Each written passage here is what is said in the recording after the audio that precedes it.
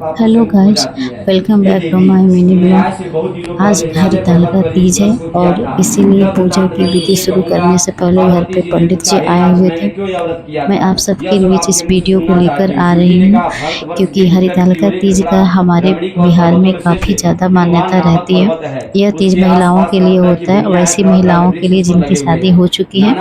और इस वीडियो में आप देखेंगे कि किस तरीके से हरितालिका तीज का पूजा का विधि होता है। पंडित जी आए हुए हैं, मंत्र भी उच्चारण कर रहे हैं, कथा भी सुना रहे हैं। आप सभी सुन सकते हैं कि पंडित जी द्वारा किस तरीके से हरितालिका तीज का कथा बताया जा रहा है, क्यों मनाया जाता है हरितालिका तीज, इसके विषय में भी पंडित जी आप सबको बता रहे हैं।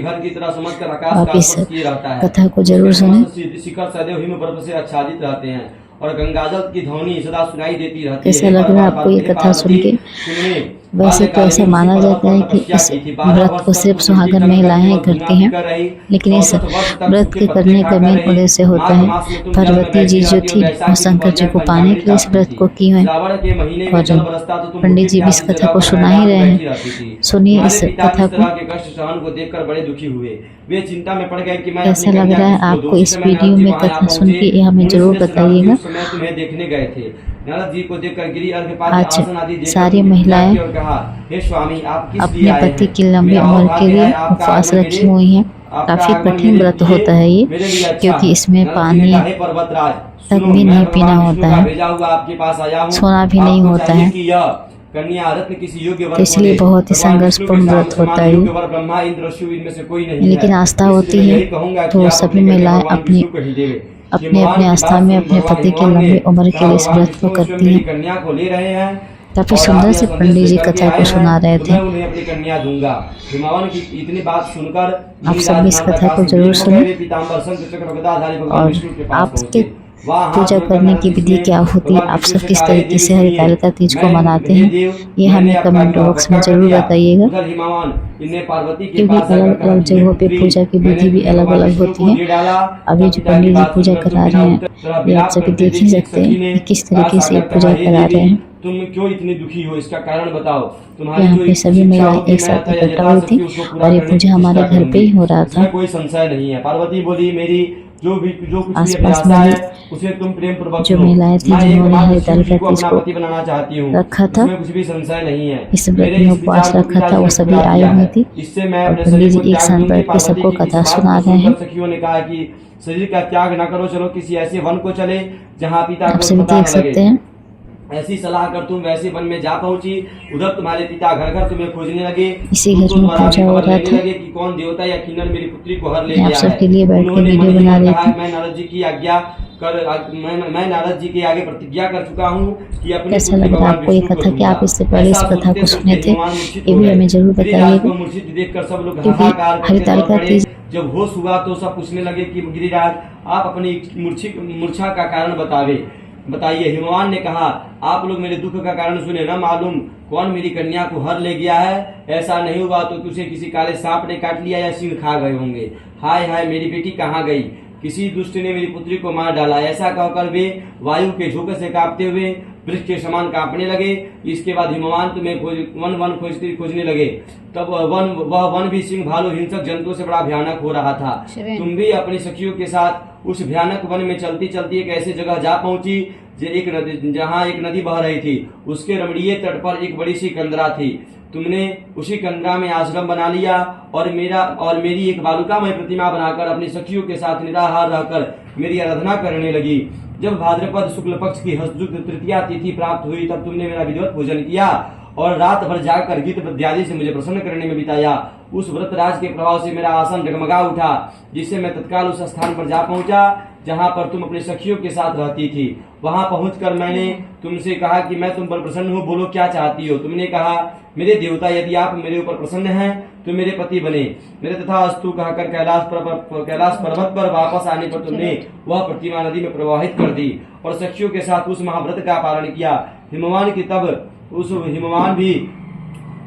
तब तक उस वन में तुम्हें खोजते हुए आ पहुंचे। चारों दिशाओं में तुम्हारी खोज करते करते वे व्याकुल हो चुके थे, इसलिए तुम्हारे आश्रम के समीप पहुंचते ही गिर पड़े। थोड़ी देर बाद उन्होंने नदी के तट पर दो कन्याएं देखी देखते ही उन्होंने तुम्हें छाती से लगा लिया और बिलख कर रोने लगे। फिर पूछा, तुम सिंह, व्याघ्र आदि जंतुओं से भरे इस वन में क्यों आ पहुंची? पार्वती ने उत्तर दिया, हे पिताजी, मैंने पहले ही अपने आप को शिव जी के हाथों सौंप दिया था। आपने मेरी बात टाल दी, इसी से मैं यहाँ चली आई। हिमवान ने सांत्वना दिया कि हे पुत्री, मैं तुम्हारी इच्छा के विरुद्ध कुछ न करूंगा। तुम्हें अपने साथ लेकर घर आए और मेरे साथ तुम्हारा विवाह कर दिए। इसी से तुमने मेरा अर्धासन पाया। तब से आज तक किसी के सामने मुझे यह व्रत प्रकट करने का अवसर नहीं प्राप्त हुआ। हे देवी, मैं यह बताता हूँ कि इस व्रत का हरितालिका नाम क्यों पड़ा। तुमको सखिया हर ले गई थी, इसी से हरितालिका नाम पड़ा। पार्वती जी ने कहा, हे प्रभु, आपने नाम तो बताया और विधि भी बताइए, इसका क्या पुण्य है, क्या फल है, यह व्रत कौन करे? श्री शिव जी पार्वती जी से कहते, हे देवी, मैं स्त्री जाति की भलाई के लिए यह उत्तम व्रत बतलाता हूँ। जो स्त्री अपने सौभाग्य की रक्षा करना चाहती हो, अपने पति की रक्षा करना चाहती हो, वह यत्न पूर्वक इस व्रत को करे। पहले केले के खंभे आदि से सुशोभित एक सुंदर मंडप बनवावे, उसमें रंग बिरंगे रेशमी कपड़ों से चंदवा लगाकर चंदन आदि सुगंधित द्रव्यों से वह मंडप लिपवावे।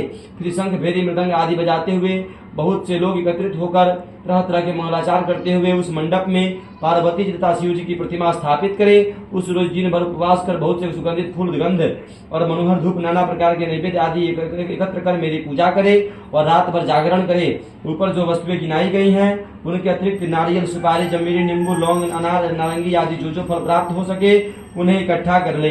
उस ऋतु में जो फल तथा फूल मिल सके विशेष रूप से रखे। इसके बाद तुम धूप दीपादि से पूजन कर प्रार्थना करे, हे शिवे, शिव रूपिणी, हे मंगले, सब अर्थों को देने वाली, हे देवी, हे शिव रूपी, आपको नमस्कार है। हे शिवरूपे, आपको सदा के लिए नमस्कार। हे ब्रह्म रूपिणी, आपको नमस्कार है। हे जगतधात्री, आपको नमस्कार है। हे सिंहवाहिनी, संसार के भय से भयभीत मुझ दिन दुखिया की रक्षा करो। इस कामना की पूर्ति के लिए मैंने आपकी पूजा की है। हे पार्वती, मुझे राज और सौभाग्य दे, मुझ पर प्रसन्न होए। इन्हीं मंत्रों से पार्वती तथा शिव जी की पूजा करे। निरंतर विधि पूर्वक कथा सुने, ब्राह्मण को वस्त्र, गौ, सुवर्ण आदि दान देवे। इस तरह इच्छित होकर स्त्री पुरुष दोनों एक साथ पूजन करे। फिर वस्त्र आदि जो कुछ हो उसका संकल्प करे। हे देवी, जो स्त्री इस व्रत को इस प्रकार पूजन करती है वह सब पापों से छूट जाती है और उसे 7 जन्म तक सुख तथा सौभाग्य प्राप्त होता है। जो स्त्री तृतीया तिथि का व्रत न कर अन्न भक्षण करती है तो वह 7 जन्म तक विधवा रहती है और उसको बार बार विधवा होना पड़ता है। वह सदा दरिद्री, पुत्र सुख से सुखाकुल, स्वभाव की लड़ाकीन तथा दुख भोगने वाली होती है। और उपवास न करने वाली स्त्री अंत में घोर नरक में जाती है। कीच को वन खाने से सुकरी, फल खाने से बंदरिया, पानी पीने से जोक, दूध पीने से सांपनी, मांसाहार करने से बाघनी, दही खाने से बिल्ली, मिठाई खाने से चींटी और सब कुछ खाने से मक्खी होती है।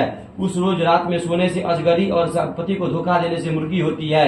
इसलिए हर स्त्रिया व्रत अवश्य करे। दूसरे दिन सुवर्ण चांदी, तांबा अथवा बांस के पात्र में अन्न भरकर ब्राह्मण को दान दे और पारण करे।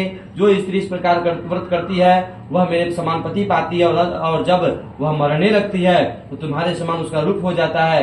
उसे सब प्रकार के सांसारिक भोग और शारीरिक मुक्ति मिल जाती है। इस हरितालिका की व्रत कथा मात्र सुन लेने